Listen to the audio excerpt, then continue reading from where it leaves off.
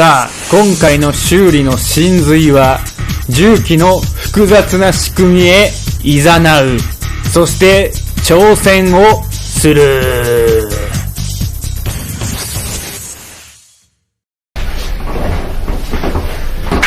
今回は今日の作業ですね。今日の作業です。よろしくお願いします。お願いします。今日の作業は、DHA08 の、ヘッドガスケット交換。ヘッドガスケット交換。やっていきます。ヘッドガスケットとは、エンジンについてるこのこちらですね。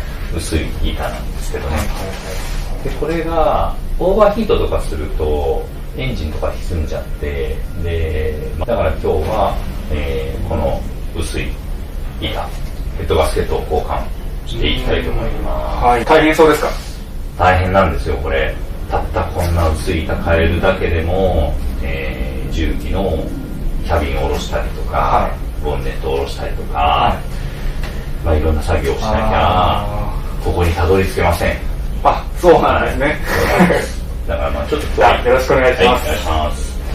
まず一番にやらなきゃいけないのが、重機のキャビンを外して下ろします。キャビンの中にいろんな管理装置だったりとかいろんなものくっついてるんで、そういうのを離脱して、キャビンを外していって、それからボンネットですね。後ろのボンネットとボンネットもシャシーにくっついてるボンネット部分、そこの部分も外します。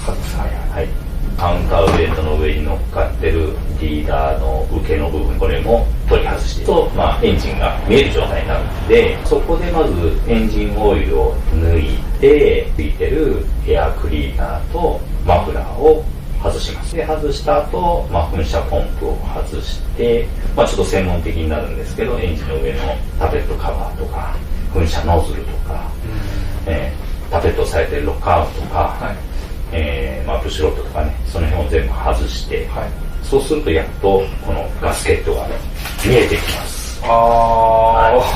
いよいよイメージ道のり長そうです。長いんです。結構面倒なんですけど、エンジン新品交換することを思ったらね、安くいけるんで、行こうと思って、およそ1日ぐらいかかるかなみたいな。ボルトとかそういうのが錆びて取れないとか、そうなるとまたプラス時間がかかる。スムーズにいって大体1日ぐらい。ちょっとハプニングがあるかもしれない。そうなんですね。じゃあまたそれどうやってやるのっていうのを、共に考えていこう。作業をやっていきたいと思います。お願いします。